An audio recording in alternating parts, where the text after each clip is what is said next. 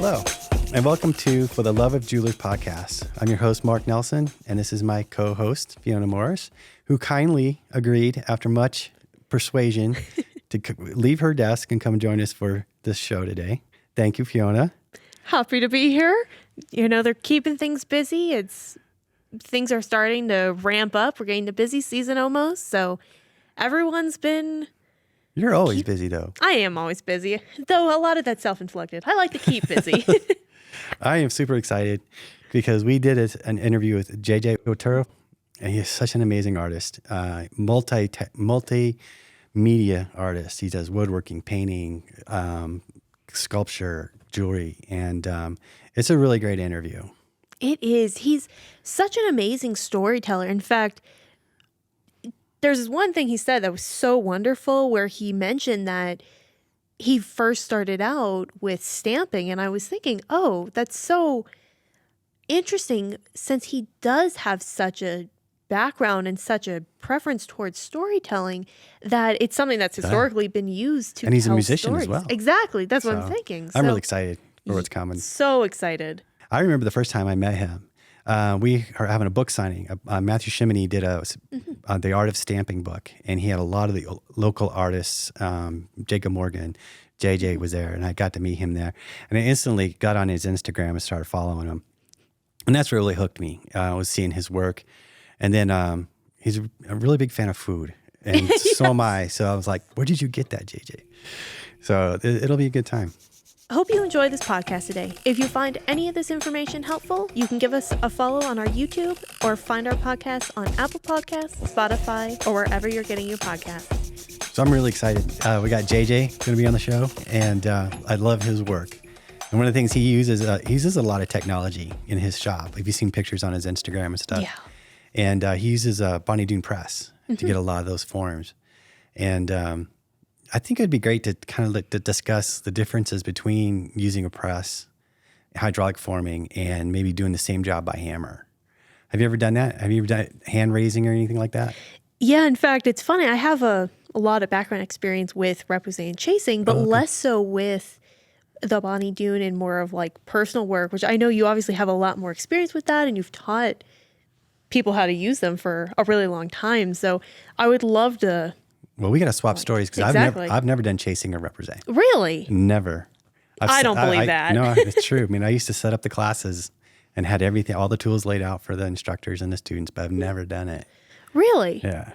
Oh, well, it's a interesting thing. I got into it in a bit of an odd way. I'd say it was a little bit of initial training of like, here are what the tools are, but a lot of it was just sort of messing around on my own from there. Yeah. I personally got into it with nickel, which is a bit of an even funner. Odd material. Yeah, I feel like the benefits of that are just like speed running through every single problem you're going to run into. If it's going to crack, if it's going to tarnish in weird ways, have to put more pressure on certain sides, figuring out like how you really have to focus in order to shape that material, because the difference from what I've seen for the most part is that when you're hand forming those materials, it's very much you're working with the metal, not you're working the metal, so to speak. Okay. Well, that's a good point because it kind of applies to using a hydraulic press versus forging or raising by hand, you know? And so I spent a lot of time with the guys from Bonny Doon. I met Lee Marshall, the inventor of it. I studied Susan Kingsley's book, which is like the Bible for hydraulic forming, and really learned a lot of cool stuff. One of the things I heard more than often than not is that the hydraulic press is really just a big giant hammer. Yeah. You know, and the whole purpose behind it is to save your body. Yeah. You know, your arms, your joints, they only have so many throws in them. Yeah. You know, and when you're doing what I used to do is I would make these silhouette dies and just push a bunch of urethane and metal through the hole. And I would do probably 60 to 70% of my forming with the press and then come in by hand and do all the detail work. So I saved myself a ton of time doing that. And that's one of the biggest reasons for having that kind of tool is to save the body. Yeah. You know? And there's a lot of other tools out there like that. Yeah, and it's so funny because that you say that, because that really is, I feel like, that cutoff point when you're realizing, oh, I need to stop now Yeah. because I can feel it in a place I'm not supposed to be feeling it. Oh yeah. I blew out my wrist. Yeah.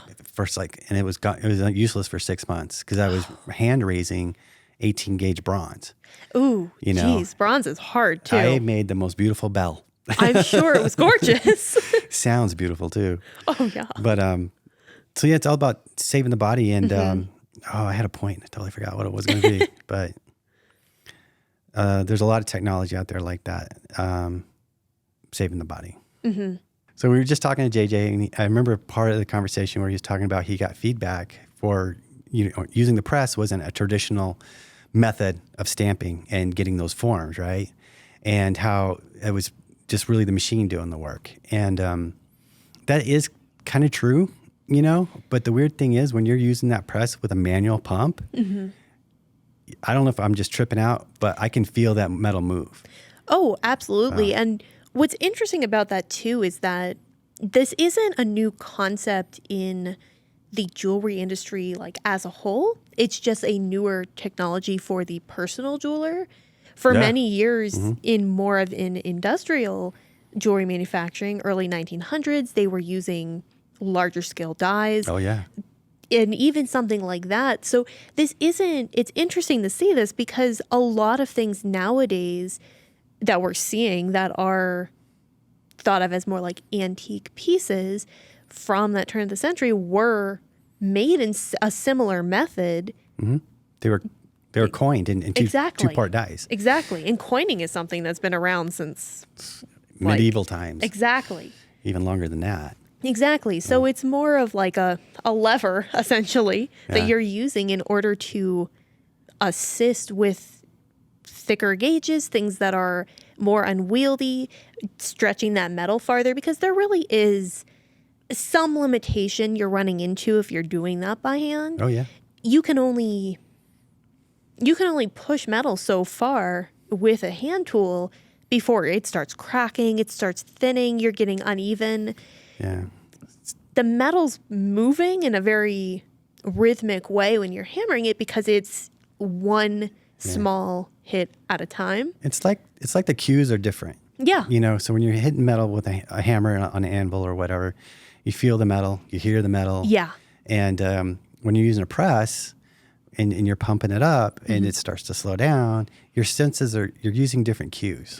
Exactly. You can't hear the metal. No. But you can definitely feel it. And if you're using a power press, you hear the motor change. Yeah. You know? In a way, you're actually feeling a little bit more of that pressure buildup with the Bonny Doon than with a hammer because it's all dispersing when you're using a hammer after each strike.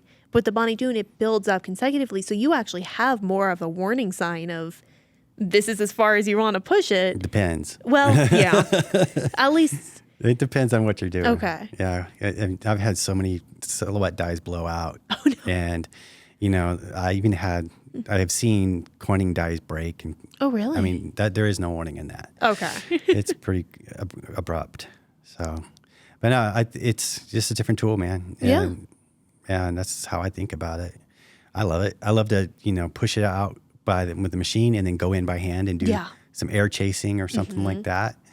To make it different. One interesting thing also with it is that when you're hammering by hand, you're really running into, you're either right-handed or you're left-handed, and there is going to be you can counterbalance it to a degree, but there's going to be some amount of wiggle going on there with the final piece you're making, that if you're making something that might be a part that's assembled, two pieces, something that a bit more functional of a join, that's something that you're going to be able to get to a higher precision with something like a Bonny Doon than necessarily doing it by hand without going in and making continuous adjustments because you're working with machined metal to form that or a machined setup that you're not necessarily doing when you're working it by hand, because you're working it by hand. So for those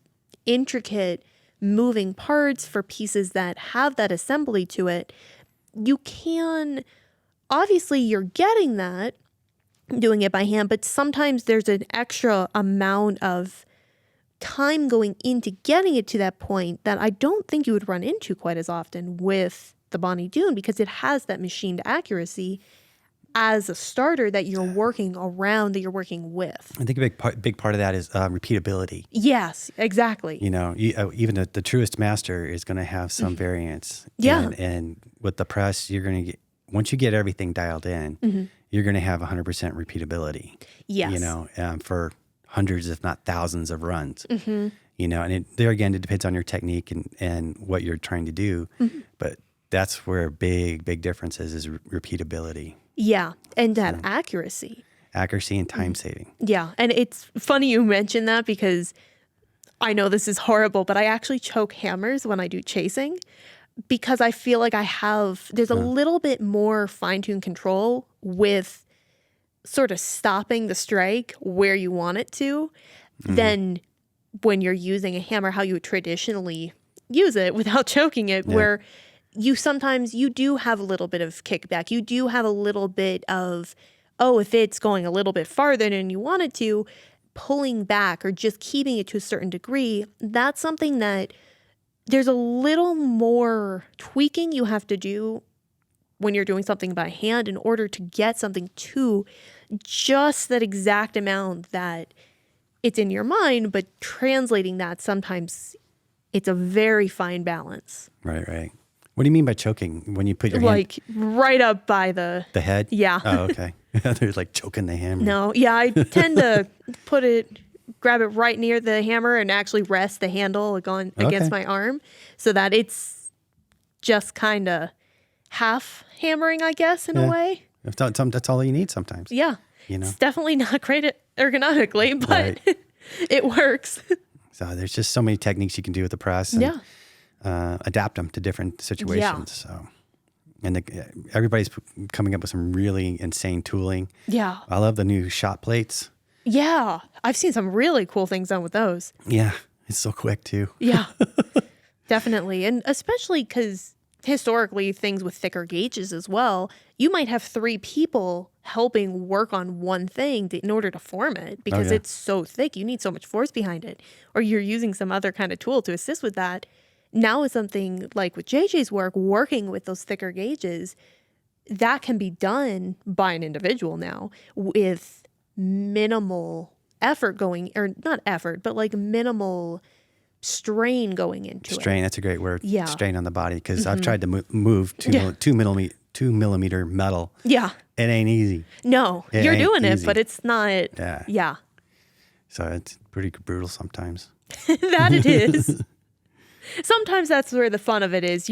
You really want to, and you're doing it because it's satisfying to do so, but it's not necessarily something you want to do with everyday production. Yeah, it's a lot. Today's episode is brought to you by Bonny Doon Tools. Whether you're shaping, texturing, bending, cutting, or embossing metal, do it quickly and precisely with our innovative tools. Designed by jewelers for jewelers in Taos, New Mexico, Bonny Doon Tools provide the safest and most versatile metal forming solutions available. For the entire month of November, use code BONNY10 at checkout to get 10% off all Bonny Doon tools. With that said, let's get back to the episode. So, hi, JJ. Hi. Welcome to the show. It's great to have you here, man. I'm so excited for the opportunity to hang out with you guys today. We really appreciate it. To start off with, why don't you tell us a little bit about yourself, how you got started being a metalsmith, what kind of other art forms that you're interested in doing. Just get to know you a little bit better. Certainly. So for 20 some odd years, I was working in the healthcare IT industry. Lots of different companies that I've worked for over the years in IT in general. And so throughout all that, I've always been interested in art and having an interest and then also doing art were two different things. And I felt like we were always told in high school that we need to be contributing members of society. So what does that generally mean? It means getting a 4-year degree and then going into some kind of job and paying your taxes and all that. So 20 plus years of doing IT, and but the undercurrent has always been being drawn back to the interest I had in art. And for that reason, I collected a lot of art when I started, a lot of Native American art when I started making more money as an IT professional. But I always wanted to sling some paint on a canvas, and so that was what I thought art was. So I defined art as being a painter, Right. when in fact I was already an artist as a musician. It's funny, just recently, well, about 2 years ago, I needed to put together a CV for an exhibition that I was going to be a part of. Right. And so I just put down all the metalsmith stuff, and it's a very short list because I've only been doing this 6 years, just this past October. 6 years. Yeah. Oh, okay. Wow. I thought you've been doing this like your whole life, man. Yeah. Your work is amazing. Well, thank you. So recognizing, so I shared it with a friend, and then they told me, well, what about your music and your painting? You add those. And so once I added those, what was like half a page turned into, three pages or so. What kind of music do you play? I play guitar and sing for a band, and we originally started out with one band called Saving Damsels. That was really born out of a lot of counseling and therapy for addictions that I had. In terms of I was addicted to alcohol at the time. So having gotten past a lot of that, introspection, I got to the point where I was able to look at the greater causes for these kinds of social issues for Indigenous folks. Yeah. And so my music really became a lot more political. So I changed the name to Son of Weldy. So the music style is basically blues rock. Cool. Sometimes leaning into a little bit of soul, possibly, and it's kind of just a mix of music styles. But being a music lover from childhood, I even was given a nickname by my mom and my uncles. I guess I listened to the radio a lot, and out there back then it was on the AM radio. Out there, it's just these old radios that had D-cell batteries that filled out the back. Oh my gosh, yeah. Yeah, and so that was the only way we could get any kind of entertainment or any kind of radio. So what was your nickname? So the nickname they gave me was JJ Radio Station. Okay. Because apparently I listened to radio a lot, and then I also sang a lot as a child, just kind of mimicking what I was hearing on the radio. So what got you into metalsmithing? Yeah, that's so post IT career. Yeah. I found myself living back home on the reservation with my parents. And was that like the Navajo reservation? Yeah, Navajo reservation, and I live out there and currently. And upon coming back, I just kind of realized that my parents are aging; they're getting older, and there's some things that they needed help with that I could potentially help them out with. And so I stuck around thinking, well, I'm going to stay here for a little bit of time and fix some things around the house and until I can land that next IT job. Right. And the next IT job never came about for a bunch of different reasons, but I think it's mostly because I was in a place where there are no IT jobs, to say. Yeah. And so I ended up having to figure out a way to make a living. So I made things with my hands. In high school, I did woodworking. So I made, bought 2x4s from, one of the big box stores and cobbled them together to make furniture, benches and tables, and being in the band and being able to, put the word out there of what we do as a band really helped with launching my cobbled together furniture. So I would push it out on, Facebook and Instagram and any place where I could talk about it, and started getting orders. So that really slowed down, and I ended up just kind of musing. I do a lot of musing on social media. I call it my online diary. Oh, okay. My online public diary. And so there I was just kind of musing, or actually I was just kind of in a weird spot with what I was doing currently, which is woodworking, and then had just recently started getting into the native art markets. Okay. And so right in that weird spot, I was just talking about how things were slow, how not sure what to do.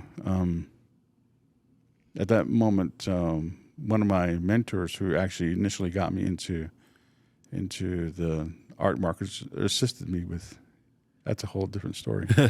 But he just commented and said, "Well, why don't you try silversmithing?"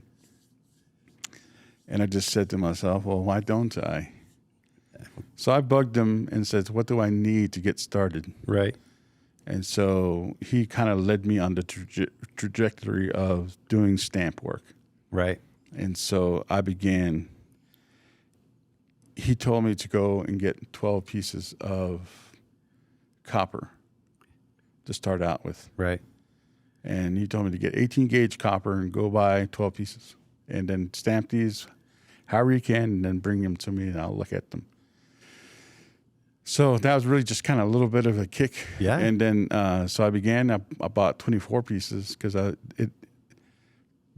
honestly, for me, it needed to work because I needed an income of some sort. So I did the 24. The very first piece, social media, pushed it on there, just my process of my first really terrible stamping. That's the part I love about social media is seeing the progression. Yeah. Follow a lot of metalsmiths on Instagram. That's my go-to. And just to watch the progression of work is just like, okay, now they're getting it, and it's so fun to watch. Yeah. Excellent, man. That was the beginning of metalsmithing. And what really just kind of occurred to me, there's two moments. One is that very first piece, there's a lady here in Albuquerque. She said, "I want your very first piece." Okay. And I didn't know how to price it. I didn't know anything about the business side of being a jeweler. Right. So I asked my buddy and his name is Kenneth Johnson. He's a well-known metalsmith that lives up in Santa Fe. So he was the one that was instrumental in kind of setting a wide berth of possibilities, and then occasionally throwing in advice for both business and then technique. Yeah. And so I just asked him, "Well, how do I price this?" And so and then he threw it back to me in the form of a question. "Well, how much did your copper cost?" Right. And so that became the beginning, the education, the business education that I needed in order to make it as a metalsmith. And so that's and your work is predominantly stamping, right? A good bit of it. I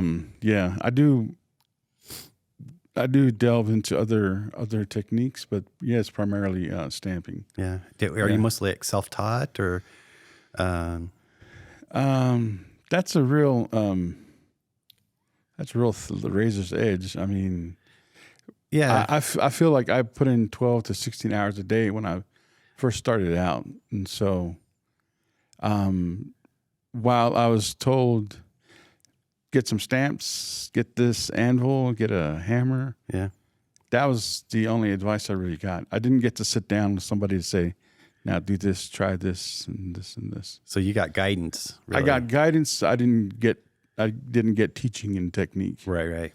So, and so my stamping teacher was my anvil and my hammer. Right, in time. Yeah, time. Lots of exactly. time. Yeah. Well, that's what they say. Was it 10,000 hours? Yeah.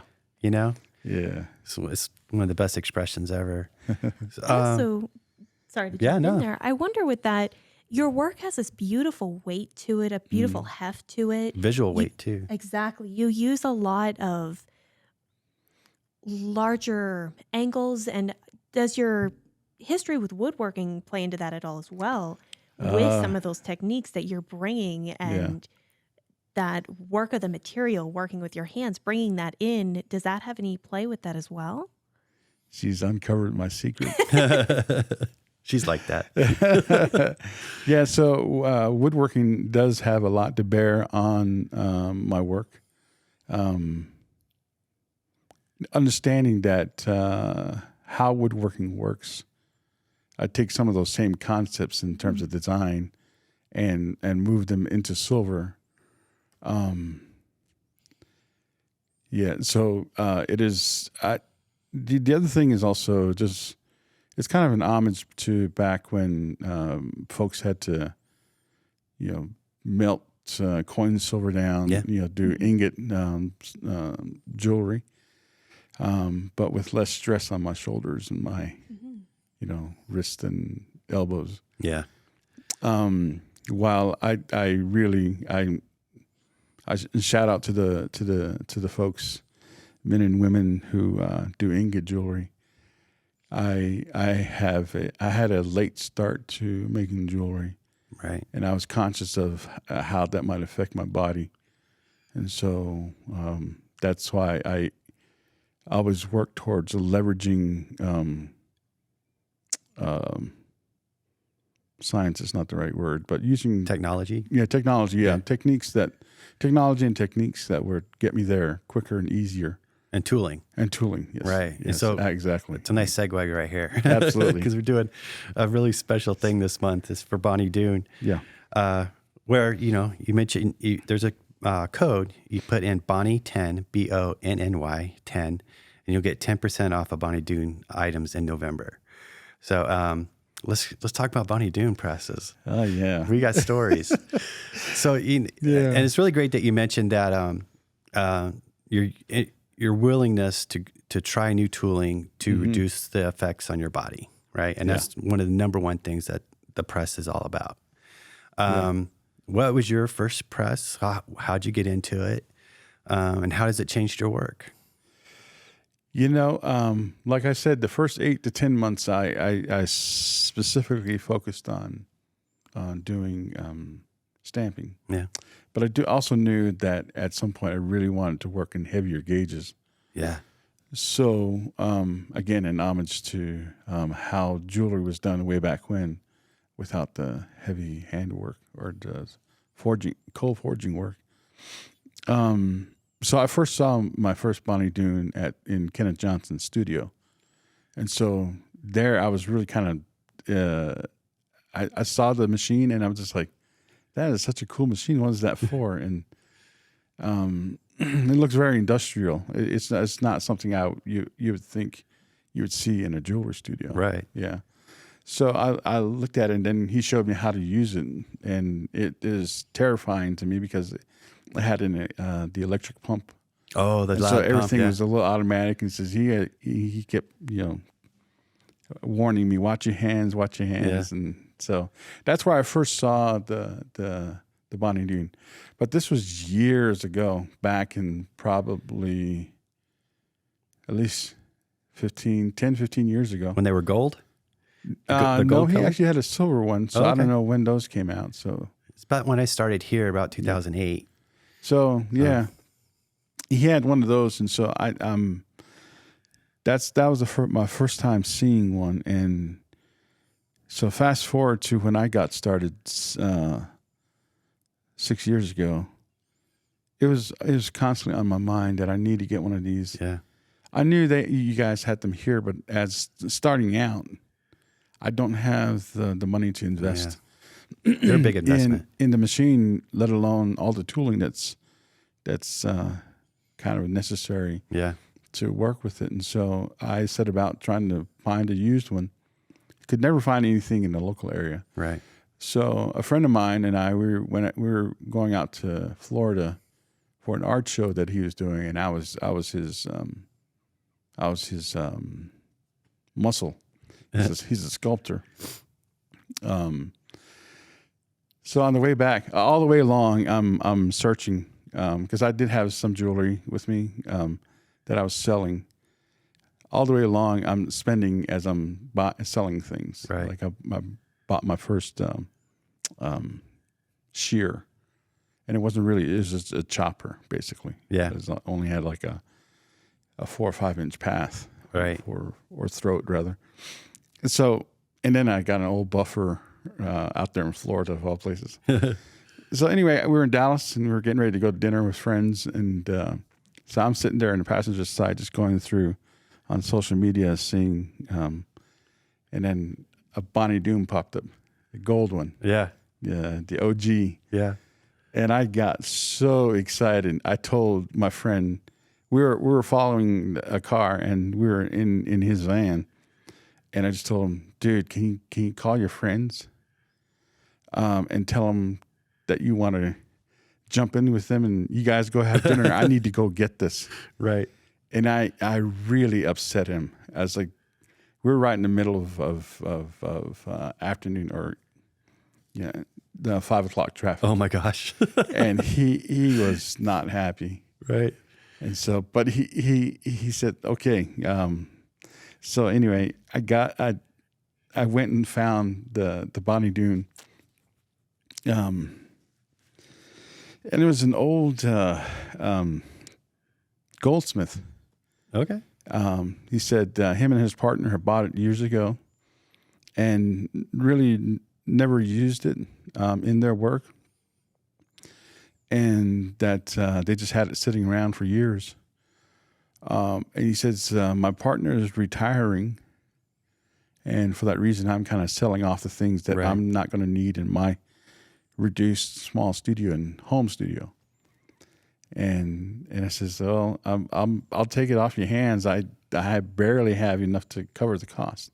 Yeah. So the cost, I think he wanted $760 for it. Yeah. Was it the old manual one? No, it was electric? It was an electric one. Oh my gosh.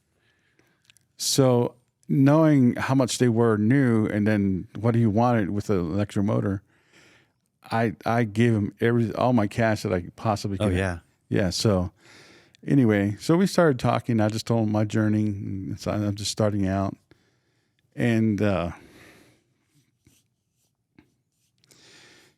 so we're loading up the gold beast and the motor, and then he goes to me, oh wait, there's more. And I was just like, what? He says, yeah. So he went in and got this old milk crate.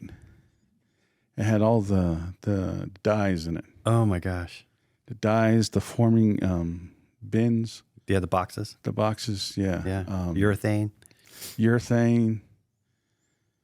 I mean, there's the square boxes and the round boxes, and then some bracelet formers, I believe.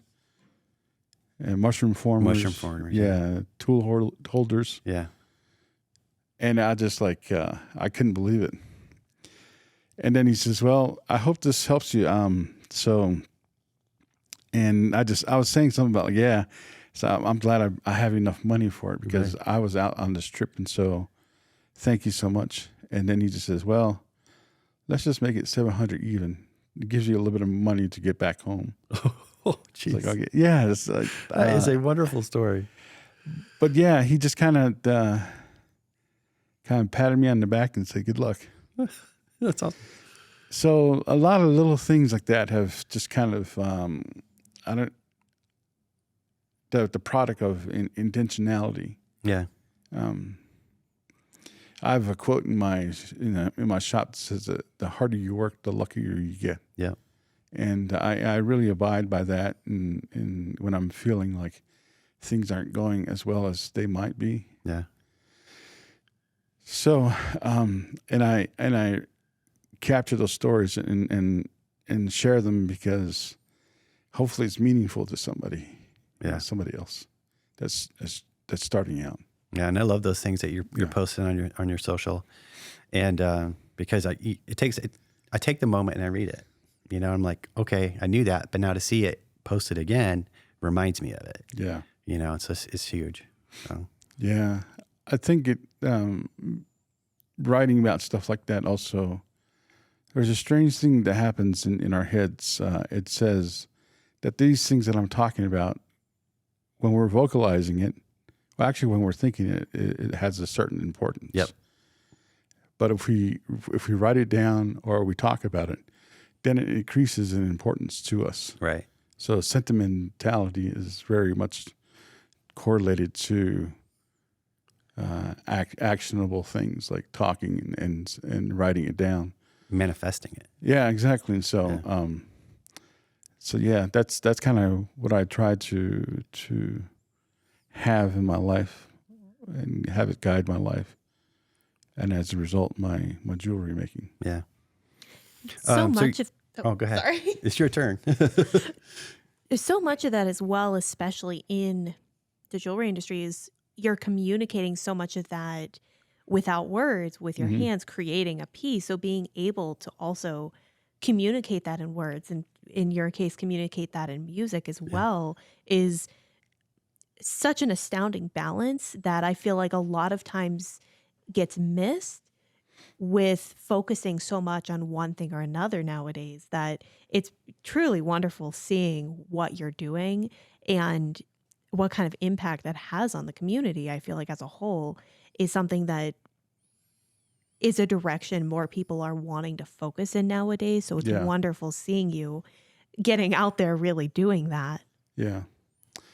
In Buddhist thinking, they talk about presence and being in the moment, and while certain activities like artistic activities are a better conduit or more conducive rather to being in the present moment, I also believe that you bring presence to.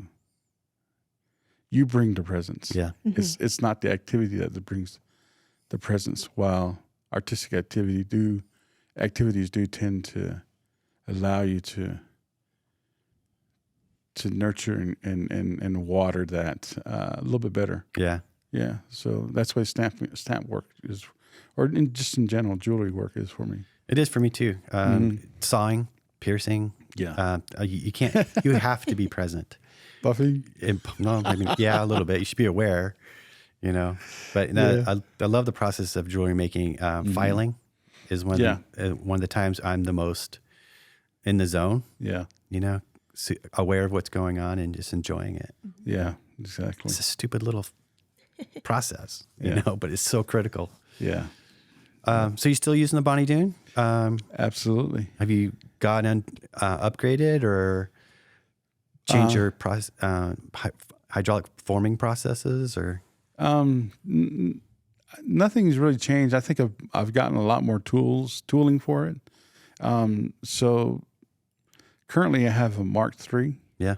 So I've graduated from the gold press. And is a little bit out of necessity because of some of the tools, the dies that I use, which are modified dies for the press. Traditionally, they'd be done with a hammer. Right. It got to the point where I needed a longer throat. Yep. On the. You needed a taller press. A taller press, yeah. Yeah. So, more space in between the platens.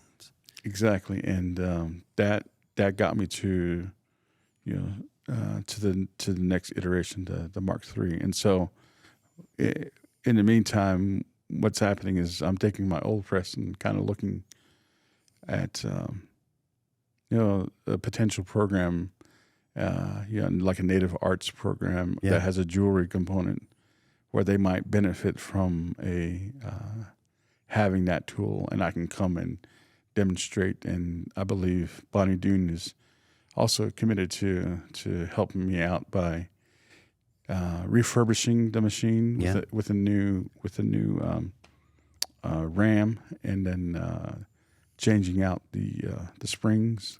So they kind of brought it up to code.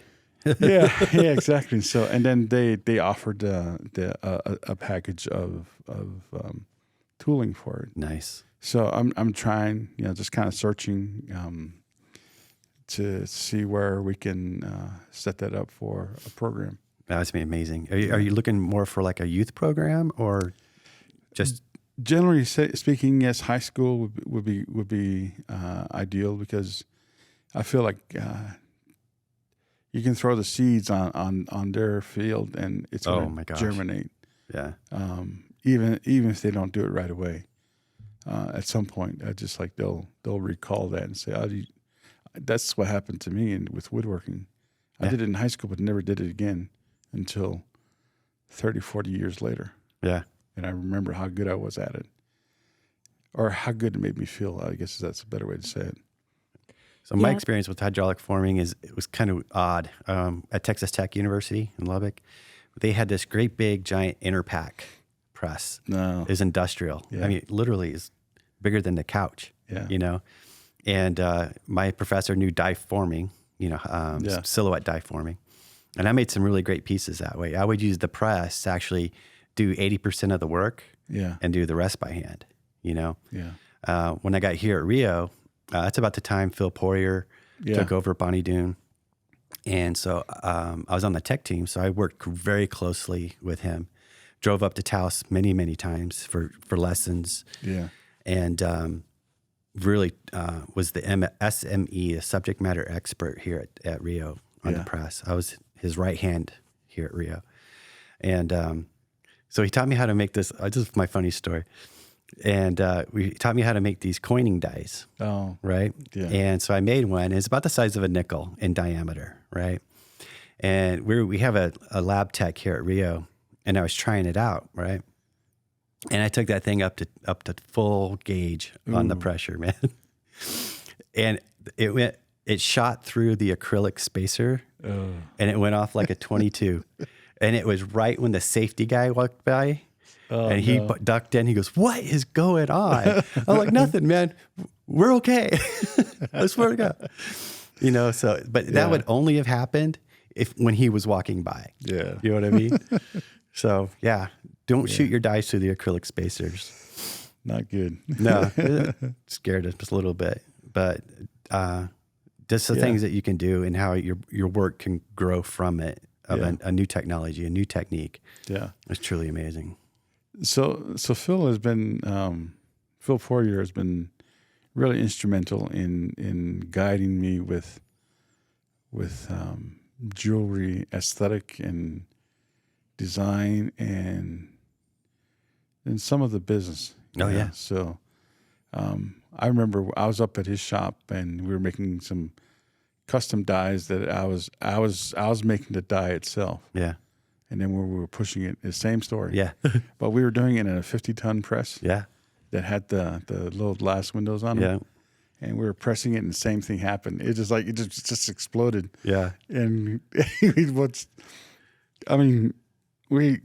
I couldn't believe the amount of pressure that generates. Yeah, maybe it was 100-ton actually.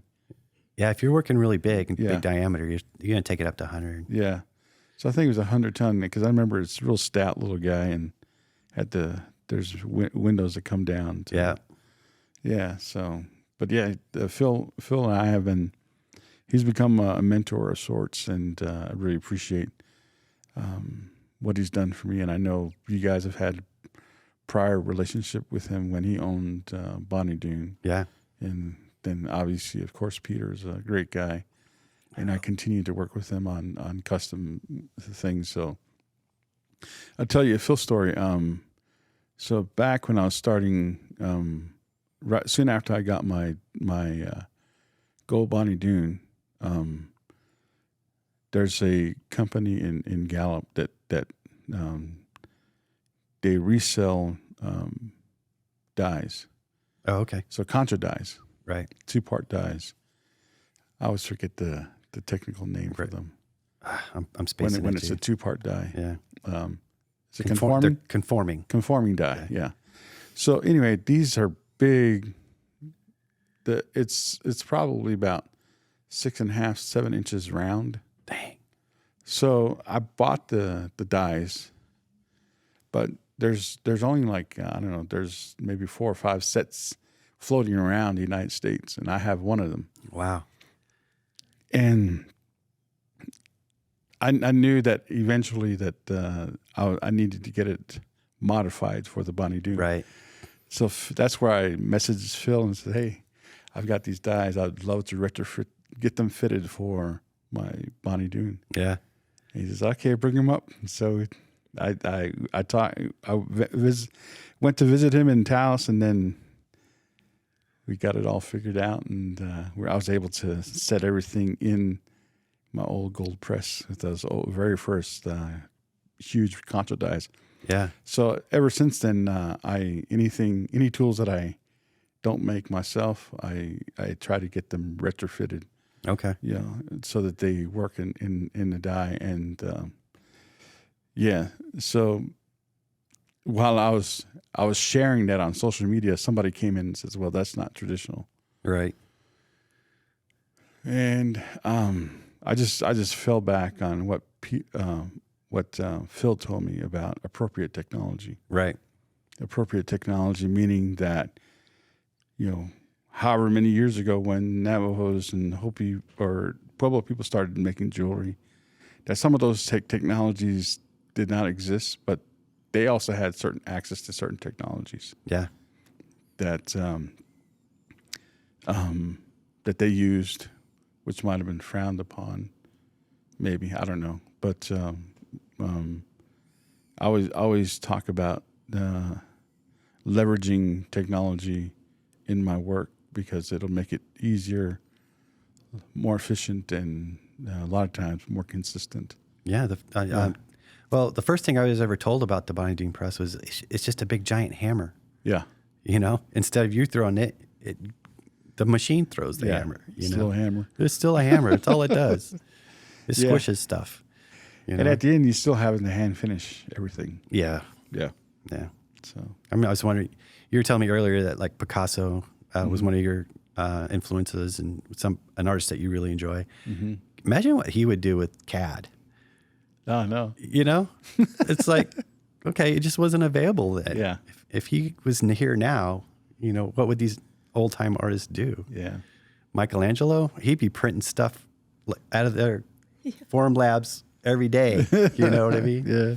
Yeah, technologies have always sort of progressed, and things that we now think of as traditional are things that at the time, in a lot of cases, were very revolutionary, or were things that were frowned upon when they were being done that now we all reference as that's the golden way of doing it. Yeah. So technology continues to progress as the need for it grows, and sometimes the need outpaces the progression of it. So it's always good to have that catch up with us. Yeah.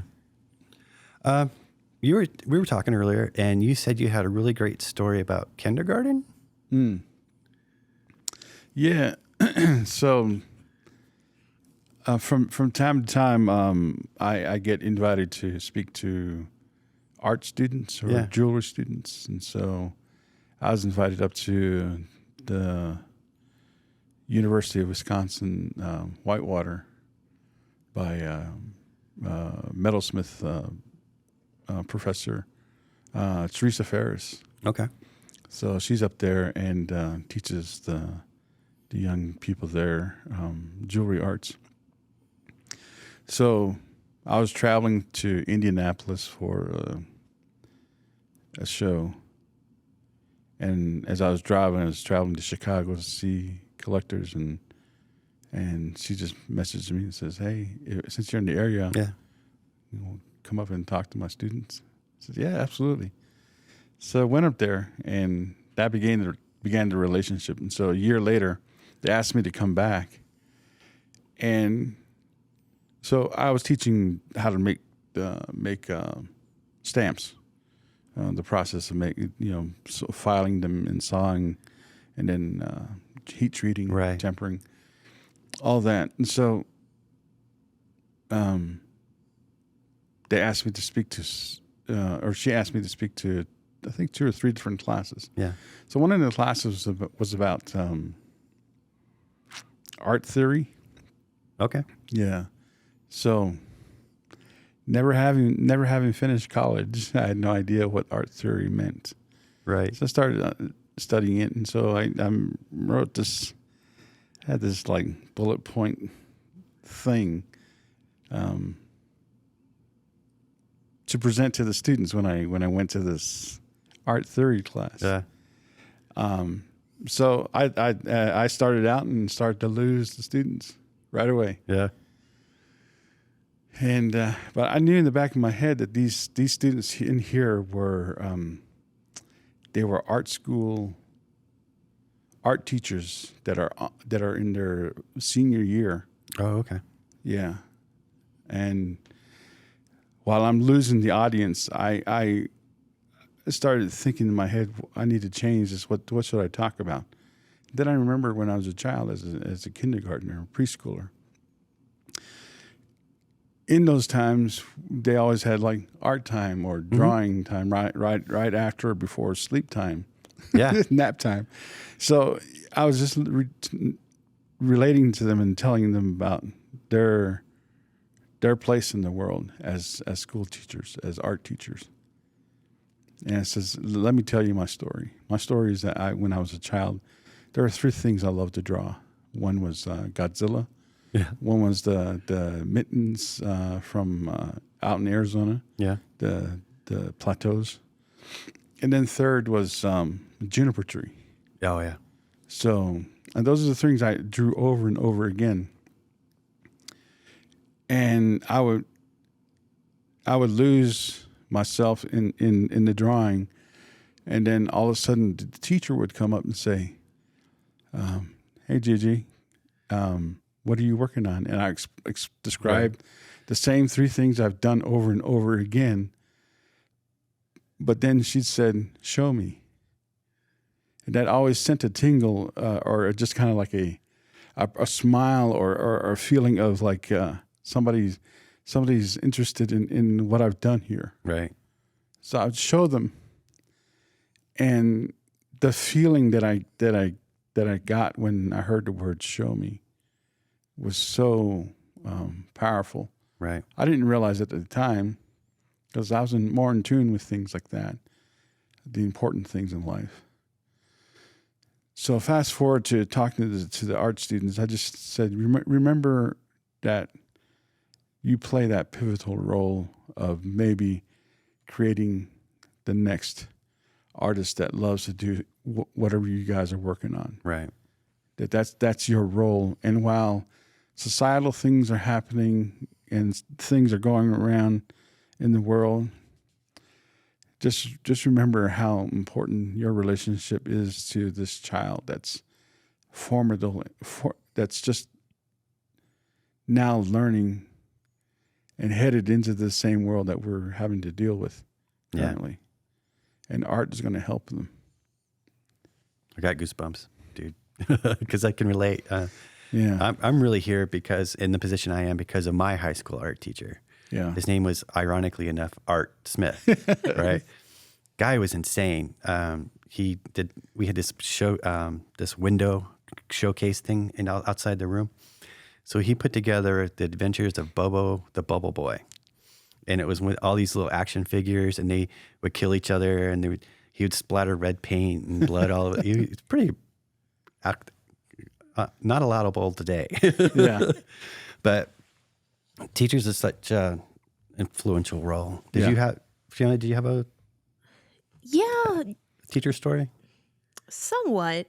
I guess more so from my mother, who I was very close with, as growing up around her as an artist, sort of picking up, like, I'll hear stories sometimes of being a kid, and she's like, "Oh yeah, you were sitting right next to me, like copying the hand motions, copying the like from a very young age, just seeing and watching someone performing that art Yeah. as that ultimate teacher, seeing and realizing and getting that feel for how things are supposed to be done, and then feeling like, oh, you're able to now take that and use it, and that empowerment to do that, which is that stellar thing, that encouragement, I feel like, is ultimately what you're getting at. Right. Yeah. Yeah. Well, JJ, I think we're getting kind of tight on that time. Okay. But there is one more question I want to ask you. For me, it's a little bit of importance. On your Instagram, you're always posting photos of food, Yeah. which really sucks me in. It's like, where is he eating now? So here in Albuquerque, or between here and home, where is the best place to eat? And what's your favorite kind of food? You know, the way I eat food nowadays has changed so much because of the pandemic. Yeah. So I don't enjoy going and sitting down and eating very much anymore. Do you cook more? I do a lot of cooking, but I do drive-throughs a lot. Well, you're always on the road. I'm always on the road, yeah. So one of my favorite spots and one of my favorite foods, Mexican foods, is menudo. Menudo, okay. Yeah, or breakfast burritos. So there's a little spot in a convenience store in Bernalillo, Yeah. and they always have really good green chili stew, and then burritos. Carne adobada burritos is there. That's what I get there in terms of burritos. But in it, menudo, they have it there, and it's just so good. You wouldn't think in a convenience store, but shoot, New Mexico. But some of the best burritos are all subs. Yeah, exactly. I lived on those things in grad school. Yeah. So yeah, that's one of my favorite places. But I like a good steak occasionally, and I usually go to Juniper Steakhouse. It's inside Santa Ana Hotel and Casino. Yeah. So they, in fact, I posted a rib and a Tomahawk? tomahawk. I saw that recently. tomahawk. Yeah, that was so good. Well, keep posting. Yeah. Thank you so much, Absolutely. JJ. Really loved having you here. And I look forward to following you on Instagram and seeing what else you come up with. Yeah, absolutely. Thank you. Thank you for the opportunity. Hey, look at me. And what do you see? Well, let me tell you, brother, reservation boy. I sure do miss my mama. And that was a sample of JJ's song, Reservation Boys, from his band, Saving Damsels. Okay, for our next segment, we got a couple of questions from our YouTube channel listeners, followers. We got two. I'm going to lead with this first one. It's from YouTube Sue, and she says, I'm having a hard time finding out how to set my very small 1x2 millimeter oval stones. It's either too thick and won't curve on the end to make it flush, or it's too thin, and the second it heats up, the silver melts before I can get the solder to melt. Arg, help. So what's your thoughts on this one? Well, there's a lot of variation with that depending on what type of stone it is and what type of setting she's trying to do. If you're working with something like a faceted stone, which it doesn't necessarily sound like that unless she's doing more of a tube setting. Right. With a cab, some of what she could be running into has to do with where, if she's making her own bezel cups, where that solder joint is, it might be a little thick. Maybe that's where she's saying, oh, it's getting a little thick there, filing that down a little bit, removing some of that metal first at that joint point before trying to roll it over.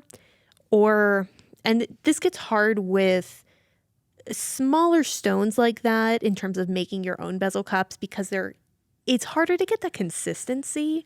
Yeah. Unless My fingers are too damn big. Yeah. What's really great, I don't believe we have them in this size. We do have some die-formed bezel cups that we do sell that I really like with really small stones like that because they're consistent. You're not really having to heat them up except to attach them to something. There's not multiple pieces, and you're basically just going in there and having to set it. Again, I don't know if we have them in this kind of a size. What I've also seen done is actually taking a piece of tubing and stretching that. Squishing it. Exactly. And forming that into at least part of the cup and then just attaching that to the back plate.